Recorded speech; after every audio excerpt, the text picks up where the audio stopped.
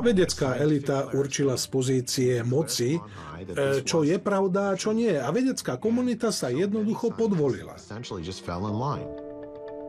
Vytvoril som si účet na Twitteri, lebo som chcel verejnosti priblížiť obsah vyhlásenia, najmä názor, že lockdowny by sme nemali zavádzať. Epidemiológ a profesor z Harvardu, doktor Martin Kulldorff, uverejnil na tweete svoj odborný názor, s ktorým súhlasí mnoho vedcov. Ľudia, ktorí prekonali COVID, nepotrebujú vakcínu. Twitter však interne vyhodnotil tento názor ako šírenie falošných správ, príspevku pridelil nálepku zavádzajúce, zablokoval možnosť odpovedať alebo dať like a potlačil jeho viditeľnosť. Volám sa Janine Junasová a som právnička v aliancii New Civil Liberties, nové občianske práva. Zameriavam sa na boj proti povinnému očkovaniu, lockdownom a vládnej cenzúre súvisiacej s covidom. Zistila som, že členovia Bidenovej administratívy, najmä samotný Biden, hlavný chirurg Vivek Murthy a hovorkyňa Jennifer Psakiová sa vyhrážali spoločnostiam prevádzkujúcim sociálne siete. Generálni prokurátori v Missouri a Louisiane podali žalobu proti federálnej vláde za jej zapojenie sa do cenzúry veľkých technologických spoločností. Federálna vláda prikazovala technologickým spoločnostiam, aby cenzurovali ľudí, ktorí šírili tzv. Dezinformácie o covide. Missouri versus Biden. Súd nariadil zverejnenie dôkazov. Je to dosť nezvyčajné aj pomerne rýchle, ale predložili sme dosť dôkazov na oprávnenosť takejto požiadavky. Vládni úradníci, Centrum pre kontrolu a prevenciu chorôb, CDC, a aj samotný Anthony Fauci museli predložiť maily a inú korešpondenciu týkajúcu sa cenzúry v technologickom sektore. Jedna z prvých vecí, ktoré sme odhalili, bola úzka spolupráca medzi technologickými spoločnosťami ako Facebook, Twitter a YouTube. Konkrétne Centrum CDC týmto platformám priamo hovorilo, aké typy príspevkov považuje za dezinformácie a odporúčalo im blokovať ich alebo odstraňovať. Keď Elon Musk v lani v októbri kúpil Twitter, rýchlo zaviedol viditeľné zmeny, ktoré sa stali neslávne známymi pre cenzurovanie informácií a názorov, ktoré sa vymykali hlavnému prúdu. V nasledujúcich 3 mesiacoch Musk zverejnil usvedčujúce interné dokumenty. Podľa niektorých odborníkov odhalili šokujúce dôkazy vládnej cenzúry na najvyšších úrovniach. Zo zverejnených dokumentov vyplýva, že v spoločnosti existovali tímy, ktorých hlavnou náplňou bolo reagovať na požiadavky FBI týkajúce sa odstraňovania obsahu. Dá sa povedať, že Twitter v podstate pracoval pre FBI a mal za to zaplatené. Zo zverejnených dokumentov sme získali užitočné informácie. Dnes už vieme, že terčom Twitteru boli Jay Bhattacharya aj Martin Kulldorff. Existujú dôkazy o tom, že vláda vyvíjala tlak na Twitter, aby tak konal. Interná komunikácia opisuje stretnutia a neprestajný nátlak na technologické spoločnosti, aby cenzurovali používateľov. Elon Musk v posledných týždňoch sprístupnil vybraným novinárom niektoré interné systémy a komunikáciu vnútri Twitteru. Matt Taibbi je jeden z nich. Majú k dispozícii celú škálu možností, ako ovplyvniť účty jednotlivcov. Nastavenia môžu upraviť tak, že účet nebude možné vyhľadať, alebo naopak, že sa bude stále objavovať v novinkách, prípadne tak, že ho uvidia iba sledovatelia, alebo len tí, ktorí daný účet cielene vyhľadávajú. Uprostred noci mi zavolal Jay Bhattacharya a povedal, Elon Musk ma pozval do ústredia. Mohli by ste mi poradiť nejaké výrazy, ktoré by som mohol zadať do vyhľadávania? Celú noc som premýšľala, čo mu poradiť. Čo vám povedal Elon Musk, keď ste ho navštívili? V centrále som zistil, že na čiernu listinu som sa dostal už v auguste 2021, keď som si založil účet na Twitteri. Prostredníctvom svojho účtu som chcel informovať verejnosť, že lockdowny sú zbytočné a netreba ani zatvárať školy. Protipandemická politika bola koncipovaná tak, aby sa Američania nedozvedeli o alternatívnych vedeckých názoroch. Stále počúvali iba o lockdowne. Pravidlá, ktoré sú základom vedy a podľa ktorých musíme viesť otvorenú vedeckú diskusiu, hlavne ak máme rozdielne názory, boli porušené. Zakladatelia Spojených štátov prijali prvý dodatok k ústave, pretože múdro usúdili, že nikto nemá patent ani monopol na pravdu, že ľudia, ktorí sa snažia cenzurovať, sú len ľudia, rovnako ako my ostatní a žiaľ často nemajú dobré úmysly. Vinu za mnohé škody vzniknuté v súvislosti s covidom pripisujem Faucimu. Výrazne prispel k tomu, aby si americká spoločnosť myslela, že lockdowny sú jediným správnym riešením. V pamäti mi utkvela jedna vec. To, ako prišiel na myšlienku lockdownu. Jeho zástupca Cliff Lane totiž vo februári 2020 navštívil Čínu a videl, že im to ide veľmi dobre a že lockdowny tam fungujú. Keď sa vrátil, povedal, máme riešenie, musíme zaviesť lockdowny.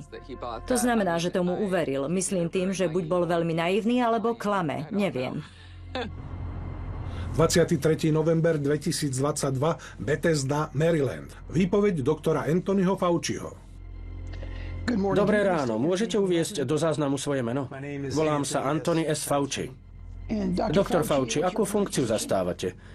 Som riaditeľ Národného inštitútu pre alergie a infekčné choroby pri Národnom inštitúte zdravia a hlavný lekársky poradca prezidenta Bidena.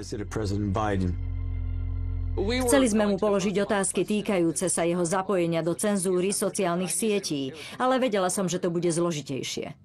Existovalo veľa teórií o tom, že COVID unikol z laboratória. Na základe mailovej komunikácie vieme, že Tony Fauci z Národného inštitútu zdravia financoval výskum vo Wuhane. Nešlo pritom len o čínskych vedcov. Na výskume spolupracovali aj výskumníci zo západu a financovali ho aj z externých peňažných zdrojov. Je to naozaj zvláštne.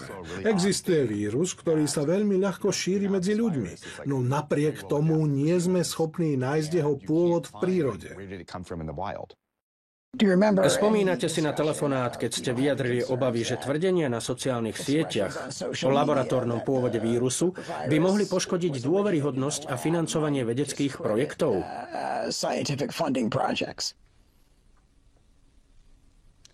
Z toho telefonátu si na nič nespomínam. V roku 2020 prišla televízia Fox News so správou, že mohlo ísť o nehodu v laboratóriu. Rastie presvedčenie, že vírus vznikol v laboratóriu vo Wuhane nie ako biologická zbraň, ale ako snaha Číny potrieť všetky vírusy a ukázať svetu, že v tejto oblasti je rovnako vyspelá, ak nie vyspelejšia než USA. Francis Collins píše Anthonymu Faucimu, ako to zastavíme. Na druhý deň sa v Bielom dome koná tlačová konferencia o tom, či by tento vírus mohol pochádzať z laboratória. Fauci sa ujal slova a začal hovoriť o novej štúdii, ktorá je k dispozícii. Článok o približnom pôvode v časopise Nature Medicine. Tým vysoko kvalifikovaných evolučných virológov študoval genetické sekvencie vírusov u netopierov.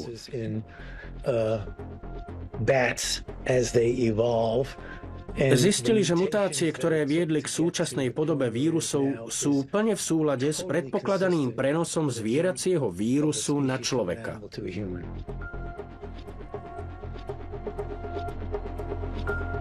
Výskumníci z Wuhanského virologického inštitútu údajne robili nebezpečný výskum zisku funkcie, ktorého cieľom bolo zvýšiť smrteľnosť a infekčnosť vírusov pre ľudí.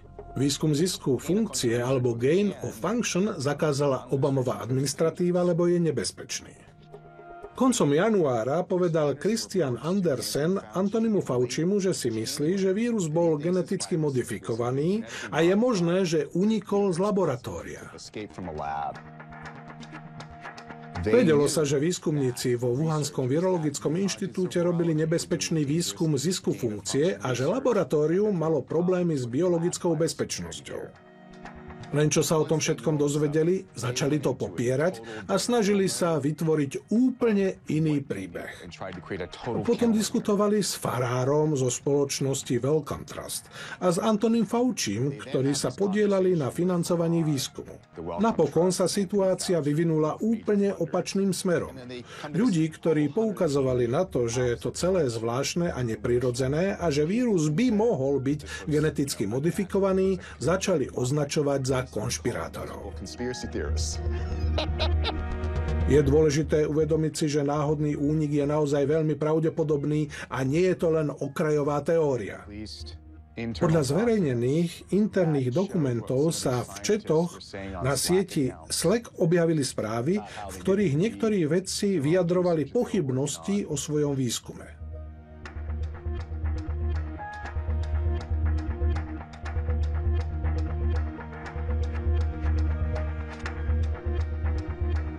Oni v podstate urobili z vlastnej pôvodnej hypotézy konšpiračnú teóriu. Predstavte si, že vaša práca spočíva v štúdiu vírusov. A zrazu sa ukáže, že kolegovia pracovali na výskume, ktorý spôsobil pandémiu. Zamyslite sa. Čo si myslíte, čo sa stane s financovaním výskumu?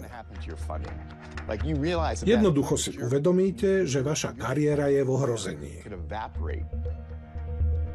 Tony Fauci financoval výskum vo Wuhane prostredníctvom Petera Dassaka a spoločnosti EcoHealth Alliance. Peter Daszak je pre mňa veľmi záhadná postava. Pomyselný zberač peňazí, ktorý získava peniaze z viacerých zdrojov financovania a potom ich rozdeľuje výskumníkom z rôznych výskumných inštitúcií. Vytvoril dokonalý systém. Keď bolo treba vytvoriť tým ľudí, ktorí by potierali myšlienky a názory, že pandémia vo Wuhane mohla vypuknúť úplnou náhodou, Peter Daszak už mal potrebné kontakty. Každého platil on, takže stačilo prísť a povedať: o nehode v laboratóriu nesmiete hovoriť. O pár týždňov neskôr vo vedeckom časopise Lancet zverejnili vyhlásenie. Z vyhlásenia je zjavné, že v zákulisí všetci spolupracujú. Mnohí pripojili k vyhláseniu svoj podpis z pozície profesorov tej či onej univerzity. Zabudli však spomenúť, že aj oni dostávajú peniaze od spoločnosti EcoHealth Alliance. Boli ako posadnutí. Nezaujímali sa o to, ako zmierniť dosahy pandémie. Nezamýšľali sa nad tým, čo treba robiť. Okamžite začali manipulovať fakty, aby sa stoj, čo stoj, vyhli z odpovednosti. Videli sme, že popredné svetové časopisy sú čoraz viac spolitizované a ich redakcie zaujaté. Napríklad New England Journal of Medicine a Lancet vydali rázne vyhlásenia, v ktorých tvrdili, že vírus má prírodný pôvod. Každého, kto čo len naznačil možnosť úniku z laboratória, okamžite označili za konšpirátora. Cieľom bolo odradiť vedeckú komunitu od debát, čo výrazne škodilo verejnému blahu. Skupina Lancet Origins sa rozpadla, lebo Peter Daszak, ktorý ju zostavil, do nej dosadil konfliktných ľudí. Situácia okolo Lancetu bola hotová fraška. Vedci to urobili naozaj šikovne. Len čo zverejnili tieto práce, umlčali vedeckú komunitu a na svoju stranu získali aj médiá, ktoré šírili nezmysly o konšpiračných teóriách. Šéf CNN zakázal diskutovať o možnosti, že vírus pochádza z čínskeho Wuhanu. Označil to za rasistické. Fascinuje ma, ako niekto z tých ľudí, čo kričali, že je rasistické hovoriť o laboratórnom pôvode vírusu, nedokázal vysvetliť, prečo už nie je rasistické hlásiť, že vznikol na trhu, kde sa konzumujú všelijaké čudné zvieratá. Čiže laboratórium je rasistické. Ale trh nie. Mal som súkromný rozhovor s reportérom, ktorý pracuje pre jedny z najlepších novín v Amerike. Prezradil mi, v redakcii nepanoval záujem klásť ťažké otázky o tom, ako začala pandémia. V redakcii novín Washington Post boli pripravené na zverejnenie podrobné články o udalostiach po Wuhane, no stiahli ich. Potom sa pustili do umlčovania spravodajských služieb. Virológovia postupne navštívili FBI, CIA aj ministerstvo zahraničia s rovnakým posolstvom.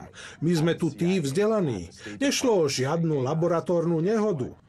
Vieme toho oveľa viac ako vy, veď sme odborníci na koronavírusy. A tak sa im podarilo celú vec ututlať. Vyhlásenie riaditeľa ústrednej spravodajskej služby v USA. Spravodajské služby sa pridávajú k širokému vedeckému konsenzu, že vírus COVID-19 nebol umelo vytvorený ani geneticky modifikovaný. Vysoko postavený dôstojník obvinil úrad z toho, že ponúkal úplatky analytikom. Dôvodom malo byť utajenie zistení, podľa ktorých COVID-19 pravdepodobne pochádza z laboratória vo Wuhane v Číne. Tieto tvrdenia predniesol oznamovateľ skôr, ako vypovedal pred špeciálnou komisiou. Na začiatku pandémie v prvom roku som robil rozhovor s vysokým úradníkom ministerstva zahraničia. Povedal mi, že väčšina spravodajských agentúr si myslela, že to bola laboratórna nehoda. Teraz stoja za pravdou. V FBI sa už nejaký čas domnievame, že s najväčšou pravdepodobnosťou pandémia vznikla v laboratóriu vo Wuhane. Mám tým na mysli potenciálny únik z laboratória kontrolovaného čínskou vládou, čo spôsobilo smrť miliónov Američanov. Washington D.C. špeciálna komisia pre pandémiu koronavírusu. Skúmame, či vedci náhodou neuprednostnili politické ciele s úmyslom utajiť alebo bagatelizovať prepojenie vlády s Wuhanským virologickým inštitútom, prípadne financovanie rizikového výskumu zisku funkcie zameraného na koronavírus. Ďalším dôvodom mohlo byť vyhnutie sa obvineniam voči Číne zo spoluúčasti, úmyselnej alebo nie, na pandémii, počas ktorej umrelo viac ako 1 000 000 Američanov a mala dosah na celé ľudstvo. Počas prvého roka pandémie som mal rovnaký a možno aj lepší prístup k spravodajským informáciám ako vláda a preto som bol a stále som presvedčený, že únik z laboratória je jediné vierohodné vysvetlenie podporené spravodajskými službami, vedou a zdravým rozumom. Komunistická Čína dostala 3,7 milióna amerických dolárov z daní vrátane Wuhanského virologického inštitútu. Prišlo to niekedy na pretras v rozhovoroch s doktorom Faučim? Nie, neprišlo. Doktor Anderson, nie? Neprišlo. Aj keď som si bol vedomý niektorých prác, nevedel som, ako sú financované, pretože to je pre pochopenie samotného pôvodu nepodstatné. Tvrdenie, že COVID-19 unikol z laboratória, môžeme pokladať za konšpiračnú teóriu? Nie. Povedal by som, že nie, ale aj tak sa k tomu pristupovalo. Nie. Myslím, že Fauciho a Collins sa prichytili pri čine. Spolu s Petrom Dasakom, s ktorým ste sa poznali, a s ďalšími vedcami ste sa podielali na písaní tendenčných článkov pre časopis Nature, kde ste označovali myšlienku laboratórneho pôvodu vírusu za konšpiračnú teóriu. Myslíte si, že spojenie konšpiračná teória by sa malo použiť vo vedeckom článku? Pán senátor, toto spojenie som nikdy nepoužil v súvislosti s tým, na čo sa odvolávate. Robíte to, čo vždy, prakticky všetko prekrúcate a otáčate na ruby. Povedali vám vedci, ktorí vás súkromne navštívili, že vírus jednoznačne nepochádza z laboratória? Alebo bol ich počiatočný dojem tým, myslím doktora Garyho a ostatných zainteresovaných, že skôr vyzerá veľmi podozrivo, ako by mohol vzniknúť v laboratóriu? Senátor, výbor sa zišiel, aby sa zaoberal vírusom, ktorý zabil už takmer 900 000 ľudí. A vy sa stále uchyľujete k osobným útokom na mňa, ktoré nemajú absolútne nič spoločné s realitou. Nikdy sa k ničomu nepriznali, svoje klamstvá iba znásobovali. Okrem senátorského výboru klamali aj pred kongresom. Pridávali lož za lžou, potom uniknú ďalšie maily, ktoré si vymenili, ale klamú aj v nich. Je to dôležité, pretože nemôžeme si dovoliť ďalšiu pandémiu. Ak túto pandémiu spôsobili nezodpovedné výskumy financované Američanmi v Číne a nikto sa z toho nepoučil, tak hrozí, že sa to môže zopakovať. Myslím si, že najskorumpovanejšou osobou v celej záležitosti je Anthony Fauci, pretože bol zamestnancom vlády. Jeho úlohou bolo hovoriť verejnosti pravdu. Systematicky však všetko zatajoval, klamal a dodnes klame. Politika a veda sú neoddeliteľné, aj keď mnohí sa tvária, že ide len a len o vedu. Podľa môjho názoru pandémia posunula vplyv politiky na vedu na úplne novú úroveň. Cenzúra vedeckej politiky sa líši od cenzúry slobody prejavu v iných oblastiach. Prečo je to tak? Pretože keď cenzurujete správnu vedeckú politiku, ľudia môžu umrieť. A aj umreli. Prenesenie ťarchy zodpovednosti za pandémiu na ľudí, ktorí zabezpečujú dodávky potravín do obchodov, je v spoločnosti, ktorá si zakladá na etike, neospravedlniteľné. Nemali by sme mlčať, nesmieme mlčať, musíme sa ozvať. Dobrí ľudia musia vystúpiť a postaviť sa za správnu vec. Ak to neurobíme, aký svet zanecháme našim deťom? Lockdowny spôsobili chudobným ľuďom katastrofálne škody. OSN odhaduje, že do začiatku roka 2021 zomreli len v Južnej Ázii 100 000 detí. Príčinou bola ekonomická dislokácia a hlad, ktoré vyvolali lockdowny. To, čo sme urobili chudobným ľuďom vo svete, bolo absolútne nemorálne. Som presvedčená, že keby americká verejnosť a vlastne aj ľudia v iných štátoch počuli aj iné názory a vedeli, že mnohí epidemiológovia, vedci z iných odborov a lekári v skutočnosti nesúhlasili s prijatými opatreniami a považovali ich za veľmi zlú stratégiu verejného zdravia, možno by ich neprijímali bezvýhradne.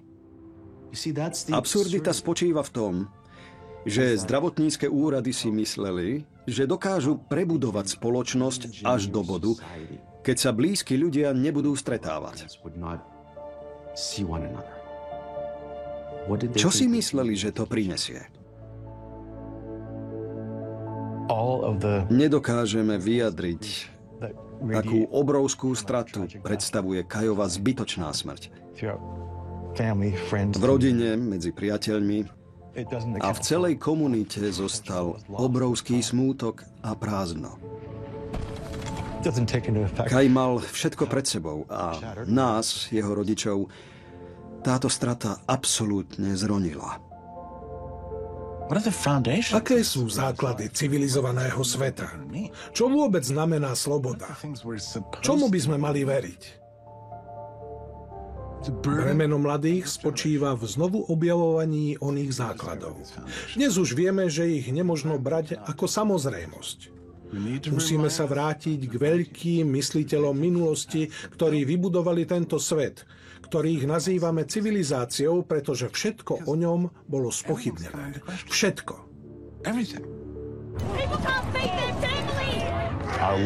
Teraz žijeme v strachu, že náš život bude stále hore nohami, až kým sa ako spoločnosť nerozhodneme, že takto nechceme žiť. Musíme nájsť spôsob, ako si navzájom odpustiť. Myslím si, že sa to dá. Dúfam, že je to možné. Lockdowny nie sú len neúčinnou politikou. Musíme ich považovať za jednu z najväčších politických katastrof mierových čias vôbec. Douglas V. Allen, Fresherov inštitút 2023. Analýza takmer 20 000 štúdií odhalila, že lockdowny pre COVID-19 boli globálnym politickým zlyhaním gigantických rozmerov. Najvyšší súd USA uskutočnil vypočúvanie v prípade Missouri versus Biden. Žalobca tvrdil, že Bidenova administratíva vyvíjala tlak na prevádzkovateľov sociálnych sietí, aby cenzurovali príspevky, ktoré považovali za dezinformácie. 2023. Svetová zdravotnícka organizácia spúšťa globálne rokovania o pandemickej dohode. Vyhlásenie Breda Wenstrapa, predsedu špeciálneho výboru USA pre COVID. Z vypočúvania doktora Fauciho vyplynuli systémové zlyhania v našom systéme verejného zdravia a vážne procedurálne obavy týkajúce sa štátnej autority v oblasti verejného zdravia. Nesúhlasné názory často nebrali do úvahy alebo ich úplne potlačili. Dr. Francis Collins, rozhovor pre Braver Angels: ak sa verejne angažujete v oblasti verejného zdravia, neprikladáte váhu tomu, že vaša práca môže úplne narušiť životy ľudí, zničiť ekonomiku alebo znemožniť deťom chodiť do školy. Mnohí z nás, ktorí sme sa podieľali na vytváraní týchto odporúčaní, sme sa nad tým vôbec nezamýšľali. A to bola veľmi veľká chyba.